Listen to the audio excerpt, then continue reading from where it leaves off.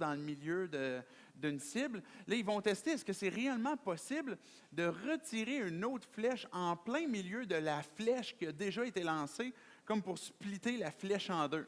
Donc, c'est vraiment intéressant. Là, ils vont placer tous les éléments en place pour faire l'expérience, pour tester, voir est-ce que la flèche on peut couper une flèche en deux en lançant plus loin. Et puis, à la fin, ils vont arriver avec une conclusion en disant, par exemple, oui, c'est possible, non, c'est pas possible, ou ça peut être plausible. Entre autres, la flèche de mémoire d'homme, en tout cas, c'était pas possible. Là, il y avait toujours une courbure à quelque part dans le bois qui faisait qu'on ne pouvait pas splitter parfaitement le bois en deux. Et c'est ce qui a inspiré notre série qu'on commence aujourd'hui, des mythes qu'on a déjà entendus, des mythes et de ces histoires qu'on entend. On se pose peut-être la question, c'est quoi un mythe? C'est quoi une légende? Le mot mythe, j'ai apporté la définition du dictionnaire qui se lit comme suite, je voulais apporter.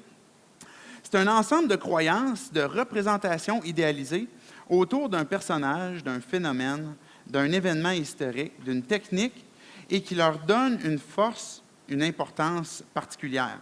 Donc, c'est un ensemble de croyances.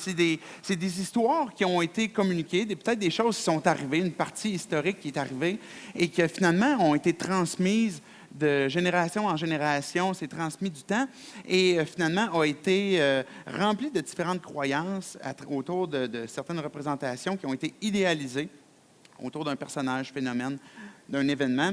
Donc, quand on prend, par exemple, un fait, une vérité, quand on prend quelque chose de véridique et puis qu'on ajoute un élément ou qu'on enlève un élément, on est en train d'altérer le fait. On est en train d'altérer l'histoire. Par exemple, s'il est arrivé un fait, puis j'exagère l'histoire ou je minimise l'histoire, mais je suis en train d'altérer tranquillement le fait. Et quand je raconte à une autre personne, cette personne-là le raconte aussi à une autre. Donc, ce fait-là qui s'est produit est en train de se transformer.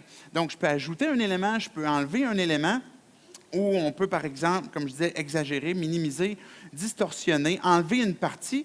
Et là, ce qu'on est en train de faire, c'est qu'on est en train d'altérer le fait, en train d'altérer la vérité comme telle. On a plusieurs exemples dans notre société qu'on pourrait appeler des mythes ou encore plus contemporains que ça, des fausses publicités. Vous regardez votre télé et là, on vous offre d'acheter une ceinture électrique qui fait que ça va vous donner des chocs dans la bedaine pour que vous ayez des abdos, vous ayez un six-pack complètement dur, juste en restant assis, par exemple, dans votre divan. Donc, mettez, yes sir, combien ça se vend, je peux-tu en avoir? Restez assis dans votre divan pendant 30 minutes par jour, vous allez avoir votre six-pack pour l'été. On a ce type de publicité-là où, mesdames, mettez tous les soirs votre crème avant de vous coucher, vous allez rajeunir de 10 ans, vous allez voir, ça ne coûtera vraiment pas cher en plus de ça. On a toutes sortes de publicité comme ça. Votre enfant manque d'énergie, donnez-lui du Nutella. Hein? Alors, on a ces pensées, ces mythes ou ces histoires qui nous sont données, qui sont exagérées. Et puis, heureusement, dans notre société québécoise, en ce qui concerne du moins la publicité, il y a certaines règles qui vont gérer pour qu'il n'y ait pas de publicité frauduleuse ou de fausse publicité. Mais ce que l'on croit, la raison pour laquelle on parle de mythes dans la série qu'on va aborder, c'est que ce que l'on croit est extrêmement important parce que tout ce que l'on fait, nos actions, découle en fait de ce qu'on croit profondément dans nos pensées. Les choses nos agissements, les choses qu'on va faire ou les choses qu'on ne fera pas, mais viennent en quelque sorte de convictions profondes sur lesquelles on s'appuie. J'ai un ami, et puis vous l'avez peut-être déjà entendu parler, David Dupuis, qui a reçu un diagnostic de cancer récemment, et puis il l'a fait connaître, et puis j'en profite pour le mentionner pour que vous puissiez l'ajouter dans vos prières, si vous avez à cœur la prière pour les gens qui sont malades. David Dupuis a été diagnostiqué avec un cancer de phase 4 qui se trouve sur 4, donc c'est vraiment c'est très avancé. Et puis, il me partageait récemment que depuis qu'il a annoncé ça, beaucoup de gens viennent à lui pour lui dire ce qu'il doit faire, pour différentes convictions sur « tu dois absolument prendre la chimiothérapie » ou « tu dois absolument pas la prendre ». Et là, il y a toutes sortes de convictions. Si un jour, on se retrouve avec un cancer, bien, dépendamment de la conviction que vous avez par rapport au traitement, par rapport à l'intervention médicale, vous allez suivre le traitement ou vous allez ne pas suivre le traitement médical en question parce que vous croyez certaines choses. Et que ce soit, par exemple, si vous avez un régime végétarien, bien, si vous perdurez dans le temps, c'est-à-dire que vous réussissez à faire un régime un végétarien qui dure plus qu'une semaine, c'est parce que vous y croyez. C'est parce que vous avez des convictions fortes. Je ferai fort probablement jamais un bon végétarien parce que je crois profondément que la viande, c'est bon. En tout cas, au goût du moins, je ne sais pas pour la santé, mais j'en mange à l'occasion. Plus de poisson que de viande rouge, mais bref, ça, c'est une autre histoire. Mais si on perdure dans un régime, par exemple, végétarien ou un régime bio, bien, c'est parce qu'on a des convictions profondes. Si vous avez des amis, des relations qui ont ce type d'alimentation, mais vous voyez que c'est parce qu'ils vont croire en bien ou en mal, dépendamment de comment ils peuvent le percevoir, mais que leurs convictions sont appuyées sur quelque chose de vrai. Si, par exemple, on prend l'exemple d'un enfant. Un enfant, je me souviens, ma petite fille, quand elle était plus jeune, avait une peur des mascottes. Elle ne pouvait pas voir les mascottes. Elle pouvait en envoyer une, elle se mettait à pleurer. Mais pourquoi est-ce qu'on a une réaction de peur quand on voit une mascotte? Mais c'est parce qu'à quelque part, dans le fond de ses pensées, dans le fond de son cœur, elle croit quelque chose. Qu'est-ce qu'elle croit? Elle croit que peut-être la mascotte va lui vouloir du mal, qu'elle va vouloir le manger, je ne sais pas qu'est-ce qu'elle croit. Mais un enfant qui a peur, c'est parce qu'il croit quelque chose. Ou à l'inverse, un enfant qui court dans les bras d'un inconnu parce qu'il a des bonbons, bien, c'est aussi parce qu'il croit quelque chose. C'est-à-dire qu'il croit que l'inconnu en question lui veut du bien et puis il va lui donner des bonbons, puis il ne croit aucun mal.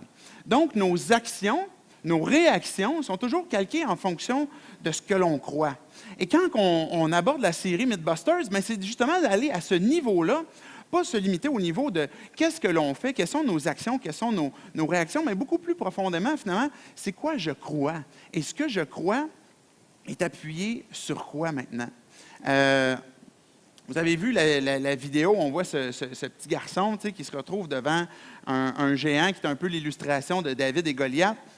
Mais quand on se retrouve devant une situation, on va appliquer ça à la vie, que ce soit dans nos relations, que ce soit dans notre compréhension de Dieu. Parce que peut-être vous êtes ici ce matin et vous n'avez jamais décidé de croire en Dieu, mais vous avez un intérêt, vous écoutez par Internet puis vous dites, bien, j'aimerais ça comprendre certaines choses.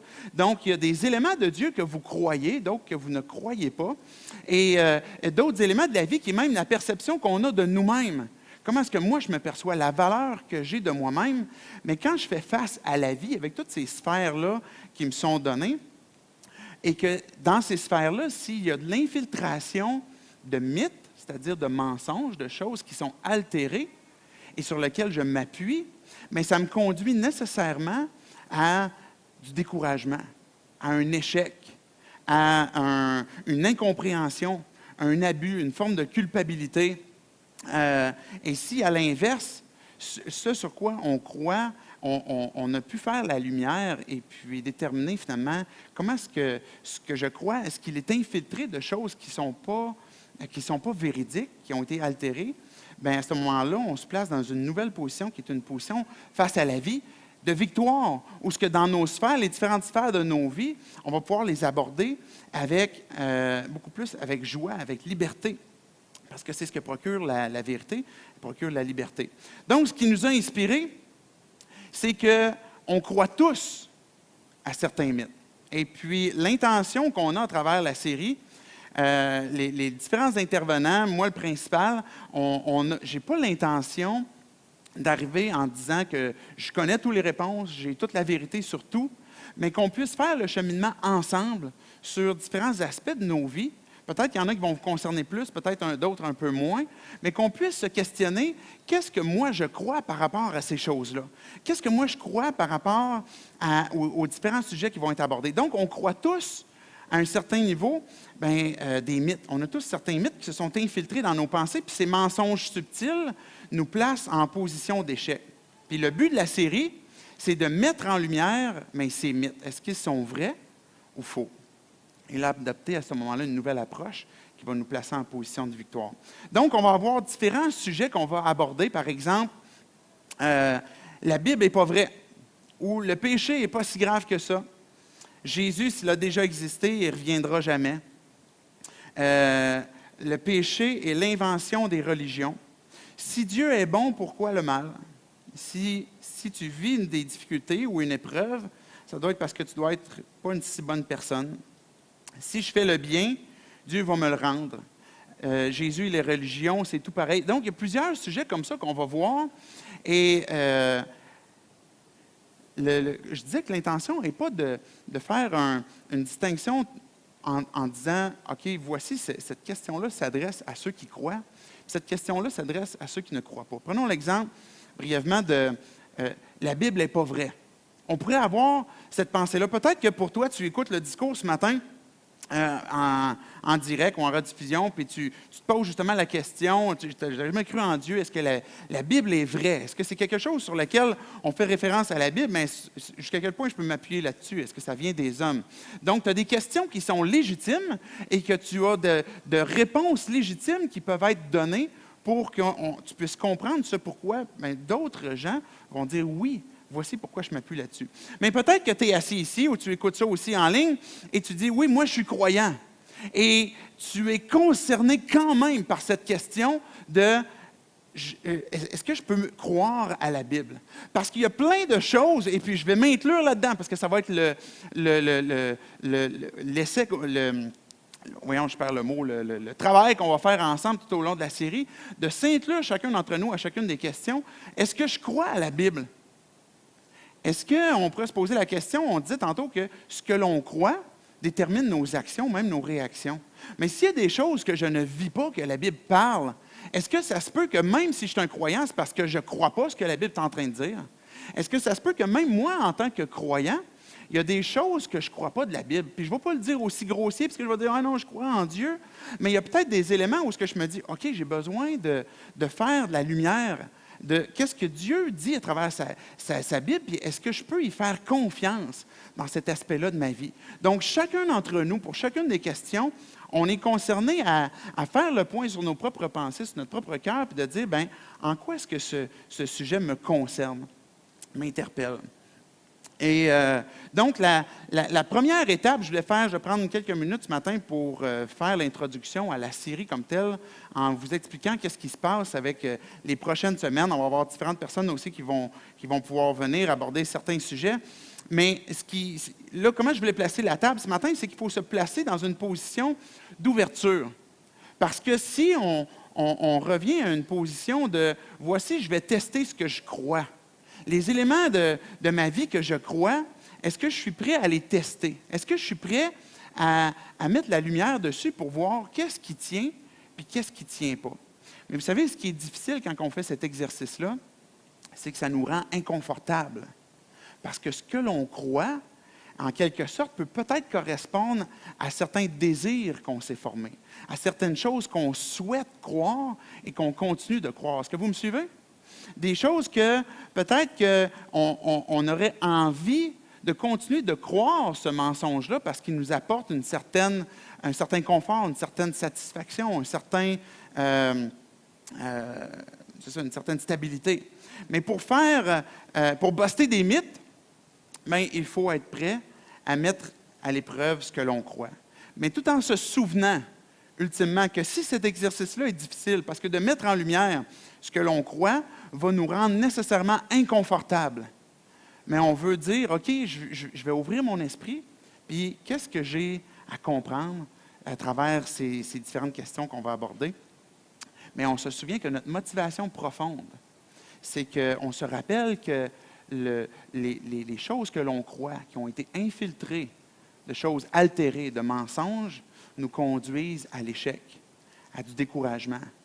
Les choses qui sont vraies, sur lesquelles on est appuyé, nous conduisent à la victoire, à une position de victoire, une position de joie, de liberté, d'espérance. Ça ne veut pas dire qu'on n'a jamais d'épreuves, ce n'est pas ce que je suis en train de dire, mais c'est que notre situation face à la vie, notre perception, notre avancement dans la vie est beaucoup plus à une position de victoire qu'une position d'échec, parce que la vérité nous conduit à la liberté. J'aimerais qu'on puisse tout simplement prier. Et puis, après la prière, je vais vous montrer un petit vidéo qui va introduire, qui va poursuivre, on va dire, l'introduction de ce matin. Donc, Dieu, on vient devant toi pour tout simplement te dire que pour chacun d'entre nous, Dieu, qui sommes ici, certains d'entre nous, Dieu, on croit en toi, d'autres, on ne croit pas en toi, on a de la difficulté à toujours pleinement placer notre confiance en toi. Dieu, on te prie que tu puisses, à travers cette série, à travers ce questionnement que tu vas placer sur nos cœurs, que tu vas placer dans nos pensées, que ultimement, que ce soit toi qui viennes faire la lumière, que ce soit toi qui viennes nous communiquer ce que tu as à nous dire. Dieu, notre objectif, c'est de découvrir ce qui est vrai, ce qui est bon, ce qui est agréable pour toi. Et on veut avoir cette disposition d'esprit. Donc, ce matin, viens nous parler. À travers cette série aussi, viens nous parler. Que par ton esprit, que tu puisses, chacun d'entre nous, venir placer ton doigt dans nos cœurs, dans nos pensées, pour qu'on puisse être interpellés comme ce que toi, tu le désires. C'est par le nom de Jésus qu'on prie. Amen. OK, je vais vous parler brièvement du vidéo. Excusez-moi déjà d'avance, c'est un petit vidéo qui se passe en anglais. Mais vous allez voir que ce qui se dit en anglais n'est pas indispensable à la compréhension du vidéo. Je vous le résume brièvement, puis vous allez le voir, peut-être que vous l'avez déjà vu. On se trouve dans une salle d'attente où il y a un bip qui se fait entendre. Et à chaque fois qu'un bip se fait entendre, le groupe du début a convenu qu'il se lève à chaque fois qu'il y a un bip. Donc, c'est déjà planifié avec le groupe, mais là, il y a une intrus qui est là, qui, elle, ne comprend pas, elle ne connaît pas ce qui se passe. Donc, au premier bip, les gens se lèvent, puis après ça, se rassoient. Puis là, la fille est un peu intriguée, regarde ça. Puis là, la fille va finir que par embarquer dans le jeu. Puis un peu plus tard, en poursuivant avec le jeu, la salle se vide, puis elle se retrouve seule dans la salle. Et là, les bips continuent. Qu'est-ce qu'elle va faire? Elle se retrouve seule. Est-ce qu'elle va poursuivre? D'autres gens vont arriver par après. Donc, je vous laisse regarder cette vidéo-là. Et le but de cette vidéo-là, c'est de nous amener à réfléchir sur ce dans quoi on est placé dans un moule, ou ce qu'on est placé dans tout le monde ensemble, dans quelque chose qu'on se sent obligé de suivre parce qu'on se conforme à notre environnement, à notre société, à notre monde. Donc, est-ce que la vidéo est prête? La vidéo ne marche pas. OK. Ça demande 4 minutes encore. Très bien. Donc, on va attendre quelques instants pour la vidéo, minimum. On va attendre quelques minutes pour la vidéo. Je vais vous le passer dès qu'il sera prêt. Et dans ce cas-là, David, tu peux mettre le premier texte. En fait, le texte que j'avais à cœur ce matin, qu'on puisse réfléchir, c'est celui de Romains 12, 2. Je n'ai pas voulu apporter un long texte pour ne pas non plus écraser avec l'introduction de la série, mais ce texte-là va nous amener justement à réfléchir, est-ce que je suis prêt à attester ce que je crois? Romains 12, 2 dit, « Ne vous conformez pas au monde actuel, mais soyez transformés par le renouvellement de l'intelligence afin de discerner quelle est la volonté de Dieu, ce qui est bon, agréable et parfait. » Ce que Dieu est en train de nous dire, c'est qu'on vit tous dans un monde. On est tous dans un monde actuel, et on vit tous dans un train. Que tu sois croyant, que tu ne sois pas croyant, on vit tous sur le même plancher des vaches. On est tous exposés aux mêmes circonstances. Il n'y a personne d'entre nous qui est cloîtré seul chez lui. Et on est tous exposés aux mêmes tentations, aux mêmes difficultés, aux mêmes souffrances et aux mêmes défis. Mais ce que ce texte-là est en train de nous dire, c'est que pour aller au fond des choses, mais il faut être prêt à 3 choses. À sortir d'un moule, il faut être prêt à changer, et il faut être prêt aussi à connaître la volonté de Dieu. Le mot mythologie vient du mot grec mythologia, excusez mon grec, mythologia, qui veut dire finalement l'étude des discours, l'étude des histoires qui sont communiquées. Donc, je vous parlais tantôt que c'est des fois un mythe, c'est une histoire qui a commencé quelque part, puis qui a été exagérée, qui a été poursuivie. Donc, la mythologie fait référence à l'étude de ces histoires-là. Donc, c'est vraiment relié à des paroles qui sont transmises et même il y a une tradition orale qui est communiquée à travers les mythes, à travers les différentes légendes qui sont communiquées. Et la mythologie fait l'étude de cette transmission-là orale qui a été donnée.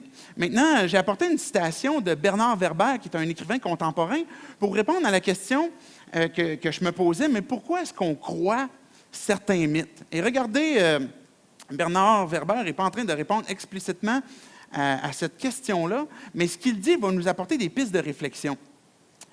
Bernard Werber, il dit « Entre ce que je pense, ce que je veux dire, ce que je crois dire, ce que je dis, ce que vous voulez entendre, ce que vous entendez, ce que vous croyez en comprendre, ce que vous voulez comprendre, ce que vous comprenez, il y a au moins 9 possibilités de ne pas comprendre, de ne pas se comprendre. » Il est en train de dire, et je trouvais intéressant son énumération finalement, qui est en train de révéler à quelque part les choses que l'on dit, mais les choses qu'on voudrait dire, les choses qu'on voudrait entendre, les choses qu'on comprend.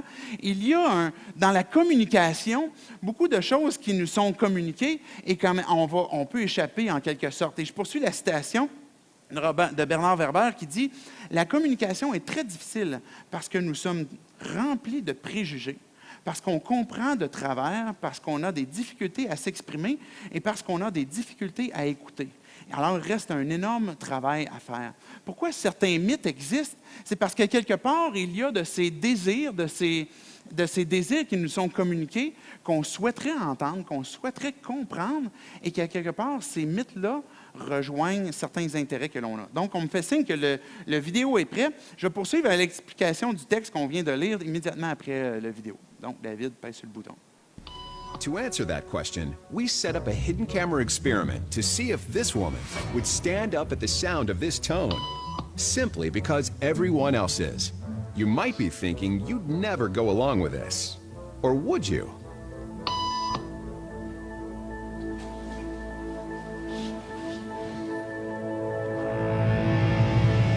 After just 3 beeps, and without knowing why she's doing it, this woman is now conforming perfectly to the group.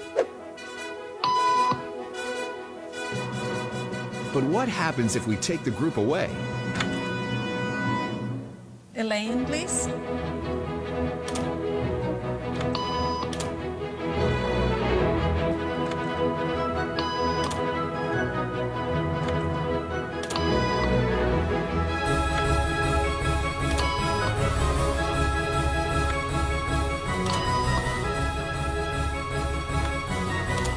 Okay, now she's alone. The crowd is gone and nobody is watching her, except our hidden cameras. What do you think she'll do?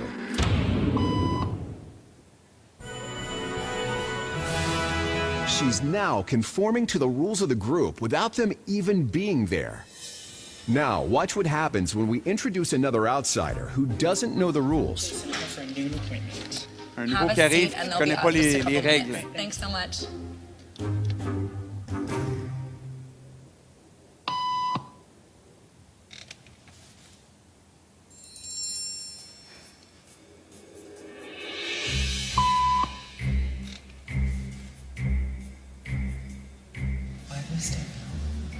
Everybody was doing it, so I thought I was supposed to. Think she'll teach the new guy what to do?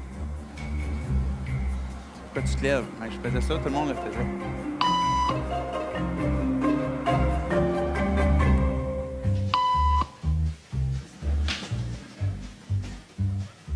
We kept the cameras rolling as more unsuspecting patients arrived.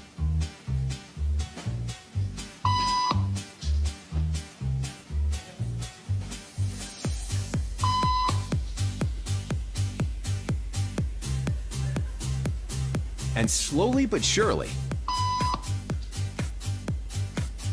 what began as a random rule for this woman has now become the social norm for everyone in this waiting room. Here to explain what's going on in their brains is Jonah Berger of the University of Pennsylvania. This sort of internalized form of herd behavior is part of what we call social learning. Starting at a very early age, when we see members of our group perform a task, our brains literally reward us for following in their footsteps. When I saw everybody stand up, I felt like I needed to join them. Otherwise, I'm like excluded. Once I decided to go with it, then I felt much more comfortable. Conformity is how we become socialized, but it can also cause us to develop bad habits or repeat past wrongs. And it's why even this rebel, who wasn't standing for any of this nonsense, eventually joined the ranks. And the only thing more shocking than seeing how easily conformity affects the way you act is that similar forces are subconsciously shaping the way you think. Intéressant, hein? Et je trouvais ça vraiment intéressant. Ça aurait été intéressant de pouvoir en discuter aussi ensemble.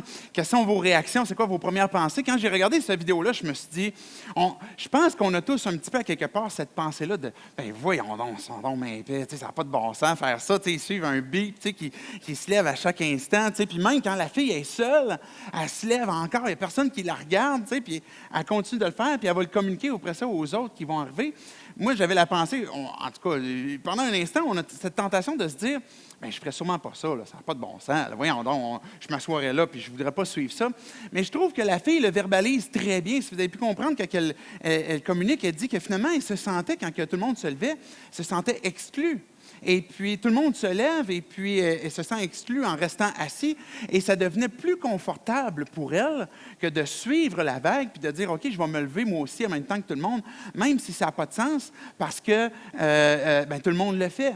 On est nous-mêmes dans une position où on est dans le monde et puis on suit le monde. On est tous dans un moule et on est tous, pour ça je disais tantôt qu'on ne va pas faire du clivage en disant, OK, ça va s'adresser à des gens, mais ça ne s'adresserait pas à moi.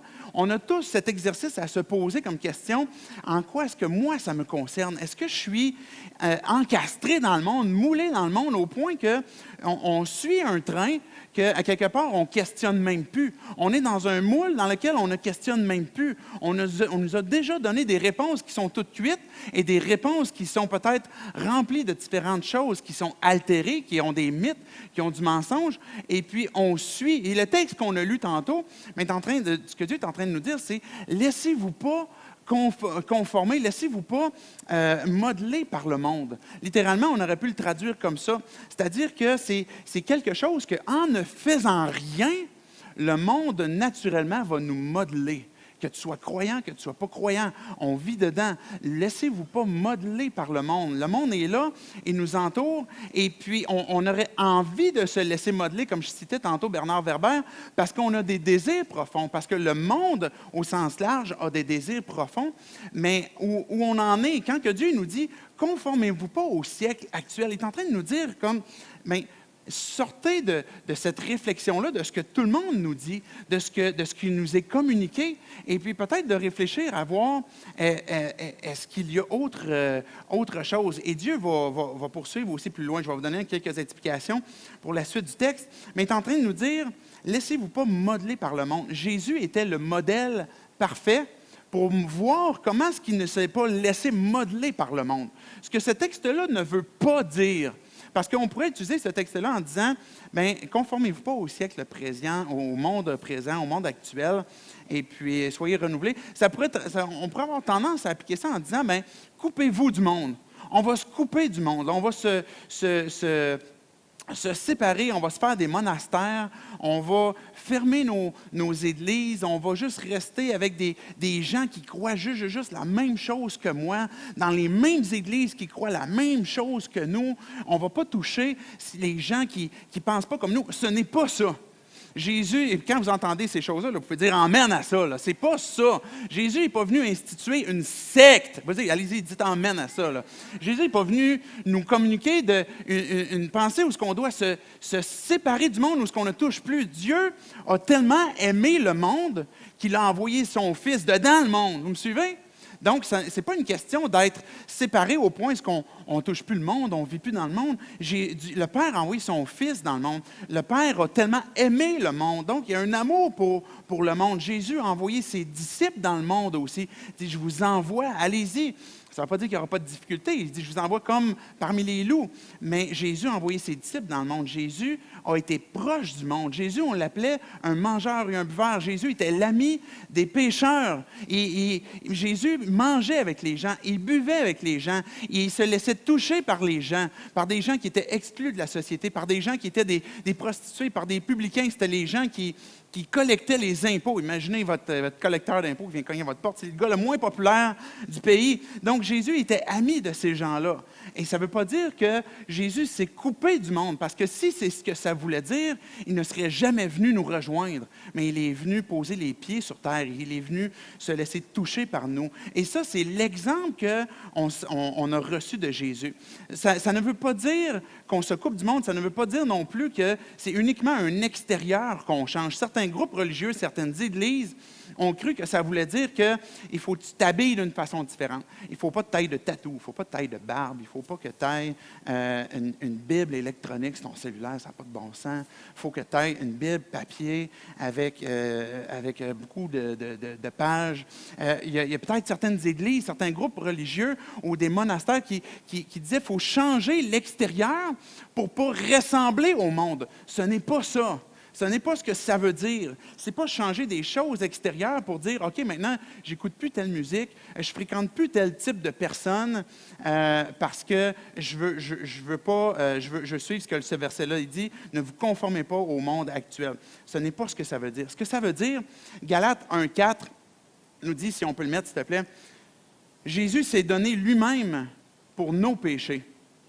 Ce que Jésus a fait en venant dans le monde, c'est qu'il est venu pour se donner pour nos péchés, afin de nous arracher à l'actuel monde mauvais, conformément à la volonté de notre Dieu et Père. Quand le Père a vu le monde, puis qu'il l'a aimé, puis que Jésus est venu dans le monde, puis qu'il s'est rendu accessible au monde, son objectif était de venir nous arracher de ce qui nous fait mourir, de ce qui nous détruit, nous arracher du mal qu'on a pu subir, du mal, évidemment, que l'on fait nous-mêmes aussi.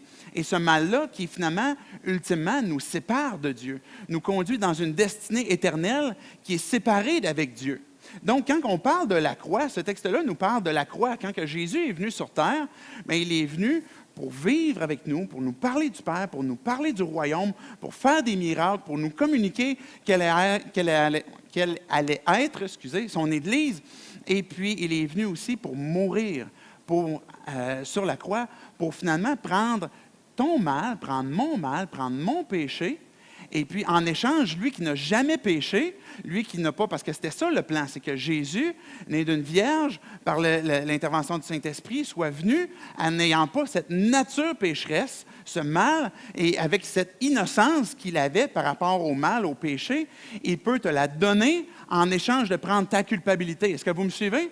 Donc, c'est ça qu'on parle d'échange. Donc, la croix n'est pas un échec. La croix est une victoire absolue sur le mal où Jésus est mort pour nous arracher de ce mal-là et nous arracher du monde actuel. Donc, ça, c'est le pourquoi de la croix. Ce que ça veut dire, finalement, de ne pas se conformer au siècle présent. Jésus, quand il est venu dans le monde, les enseignants de son époque enseignaient des concepts abstraits, inatteignables, théoriques, qui ne transformaient pas la vie des gens. Mais l'enseignement de Jésus était rafraîchissant, compréhensible, accessible pour les gens qui l'entendaient. Et son premier discours très connu, qui est le Sermon sur la montagne, commence par des « heureux ». Heureux ceux qui... À plusieurs reprises, Jésus va enseigner ça. Et là, les gens entendaient ça et ils se disaient « il n'y a jamais personne qui nous a enseigné comme lui. Jamais personne. » Jésus, de ne pas se conformer au monde, c'était de ne pas se conformer à ce type d'enseignement-là qui ne touche pas le cœur, qui est inaccessible, qui est théorique. Mais Jésus, en ne se conformant pas au monde, il est venu apporter un enseignement accessible, disponible, actuel, rafraîchissant. Jésus, par exemple, le monde dans lequel Jésus est venu était rempli d'hostilité, d'hypocrisie, d'orgueil. Et c'est des choses qui existent encore aujourd'hui. Mais la différence, c'est que Jésus ne s'est pas conformé conformer à ce monde-là. Sa façon d'agir était remplie d'amour. C'était la façon qu'il ne s'est pas conformé à ce monde-là. Donc, si le monde était austère, il était rempli d'amour. Le monde dans lequel Jésus est venu était peut-être froid, indifférent, rempli d'insouciance, d'individualisme. Mais la façon que Jésus avait d'accueillir les gens était contraire à celle du monde. Il les accueillait sans discrimination. Est-ce que vous me suivez? C'est quoi la distinction de ne pas se conformer au monde? Souvent, on pourrait penser que c'est de se faire une ségrégation, de se fermer, de se refermer sur nous-mêmes et puis de se cloîtrer. Et Jésus, ce n'est pas ça qu'il a fait. C'est qu'il est resté disponible et accessible.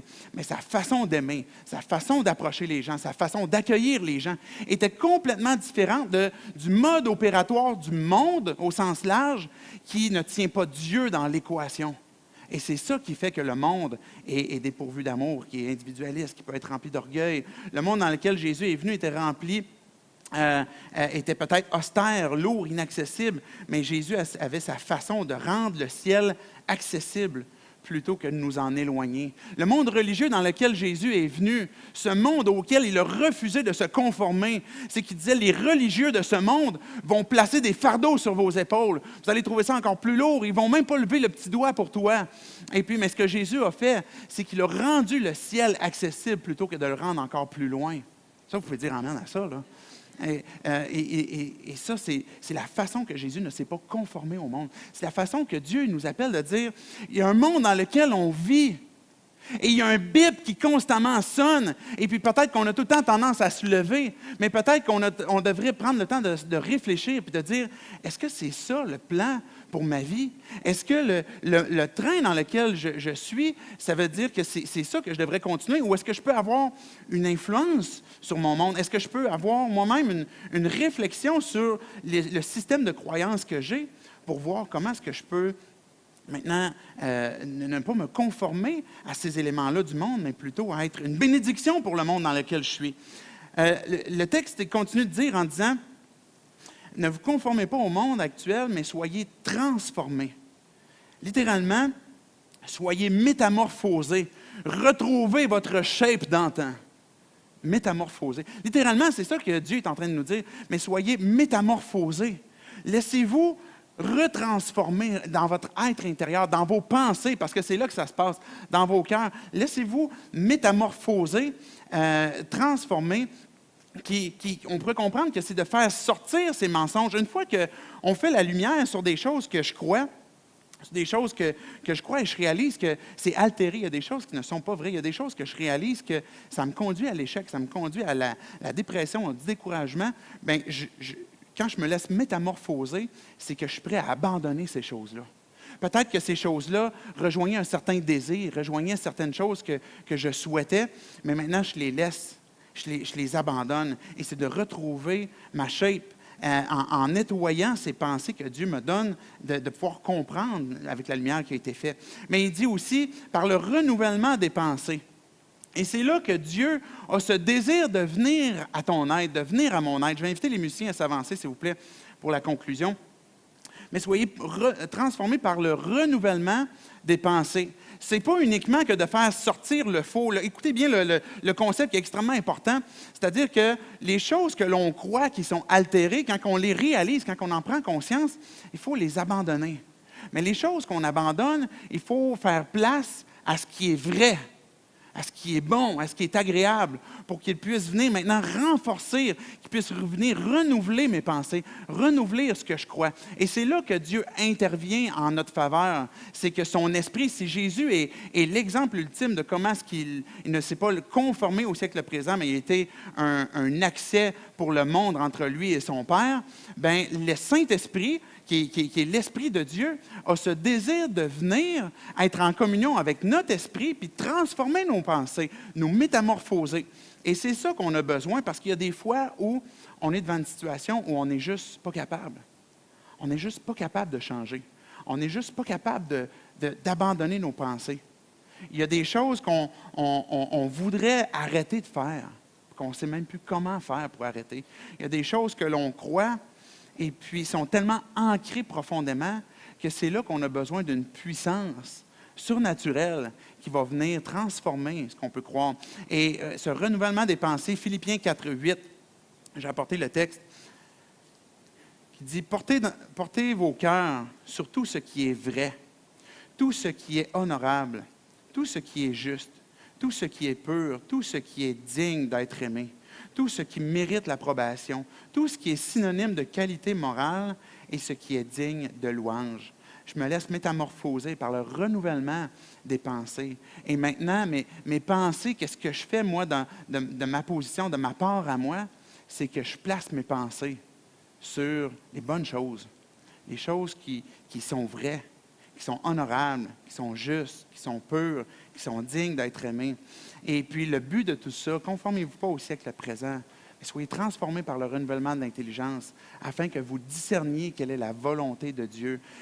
Des fois, on parle de la volonté de Dieu, puis ça nous fait peur. Des fois, on a peur de la volonté de Dieu. Et ça fait peut-être partie des mythes que l'on croit. On a peur des fois que la volonté de Dieu, elle est nécessairement dure et pénible pour nos vies. Je ne sais pas si vous croyez ça, mais je vais parler pour moi. Je crois à ça, à certains aspects dans ma vie où je crois que, j'espère que ce n'est pas ça que Dieu veut, parce que si je comprends la volonté de Dieu pour ma vie sur cet aspect-là, il va me demander, c'est sûr, quelque chose qui ne me tente pas, puis qui va être pénible, qui va être lourd, puis que je vais devoir comme vivre dans la mortification le reste de ma vie. On croit à ce type de mensonges-là qui sont dans nos vies. J'espère que je ne suis pas le seul, là, parce que je me sens tout seul en avant. Mais bref, on a ces pensées-là. De penser que, mais est-ce que j'ai avantage à discerner la volonté de Dieu? Oui. Parce que, regardez, remets la fin du texte, s'il te plaît, de Romains 12, 2. Afin que vous le discerniez, regardez la dernière phrase en bas. Quelle est la volonté de Dieu? Et regardez bien les qualificatifs qui sont donnés de la volonté de Dieu. Ce qui est bon, ce qui est agréable, ce qui est parfait. La volonté de Dieu pour ma vie, pour ta vie, c'est quelque chose de bon. C'est quelque chose d'agréable. C'est quelque chose de parfait. Le mot parfait, c'est accompli. C'est finalisé. C'est complet parfaitement. Ça, c'est la volonté de Dieu pour nos vies. Quand on a cette nouvelle approche et qu'on est prêt à se laisser reshapé en bon québécois par Dieu, puis dans nos pensées, puis qu'on place nos pensées, puis qu'on est prêt à dire, OK, ça c'est, voici un mensonge que je crois, voici la vérité maintenant que je veux croire. Mais je suis en train de me souvenir que je suis en train de me placer dans une nouvelle position de victoire parce que je suis en train de saisir la vérité. Maintenant, les mythes qu'on a peuvent faire des bonnes histoires. Les légendes qu'on entend, comme la chasse-galerie qui est ressortie récemment, peuvent faire des bons films ou des bons livres ou des bonnes histoires. Je ne sais pas si vous comptez ça à vos enfants avant de se coucher. Mais et peut-être que dans notre folklore, ça peut être intéressant.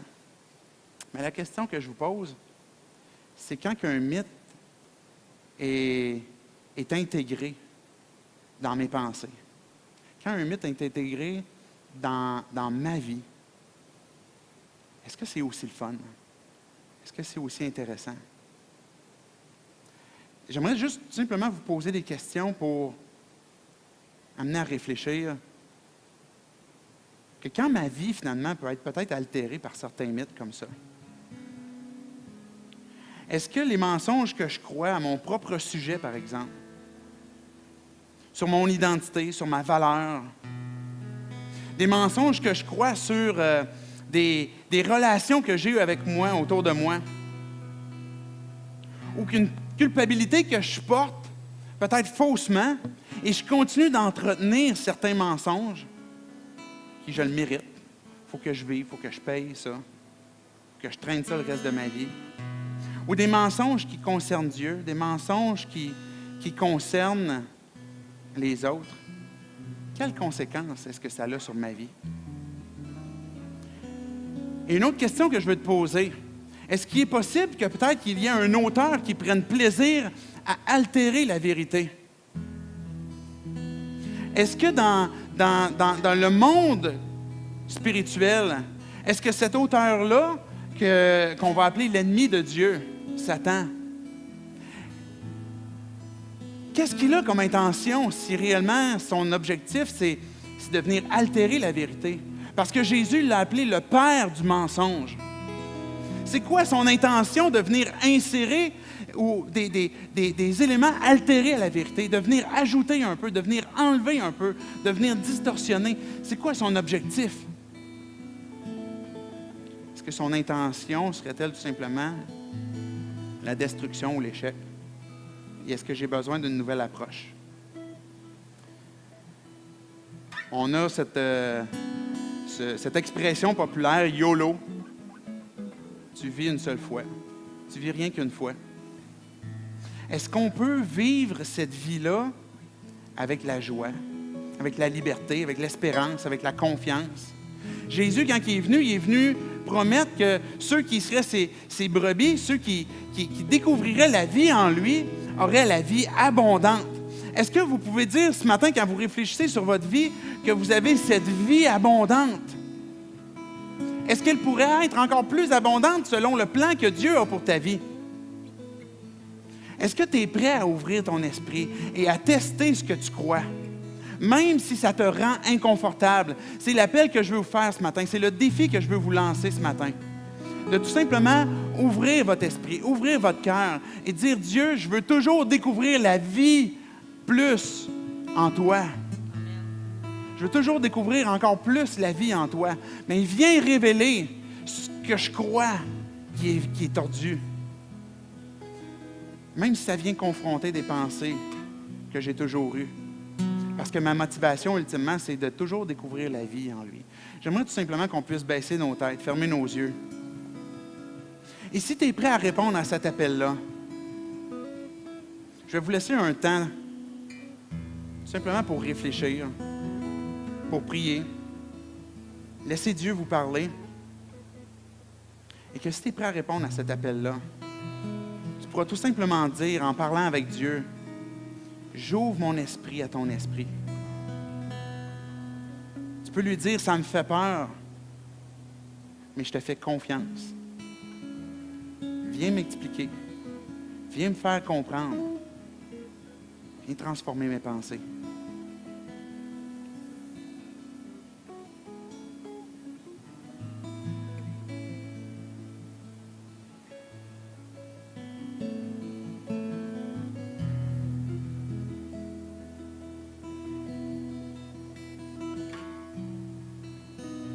Tu viens de nous dire, Dieu, dans la Bible, de ne pas se conformer au monde actuel.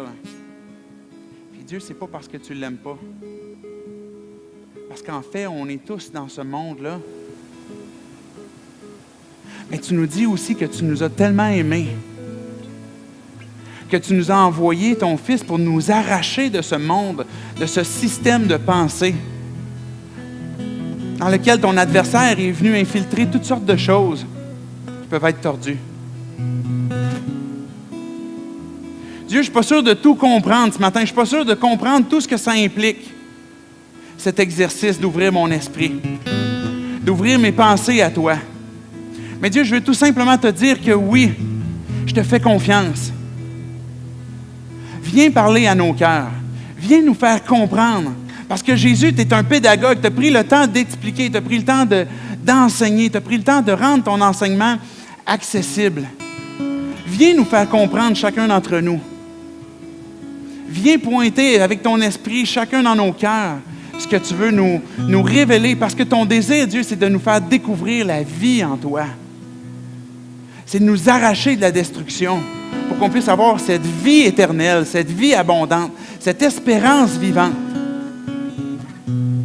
Et Dieu, on est prêt à se rendre inconfortable ce matin.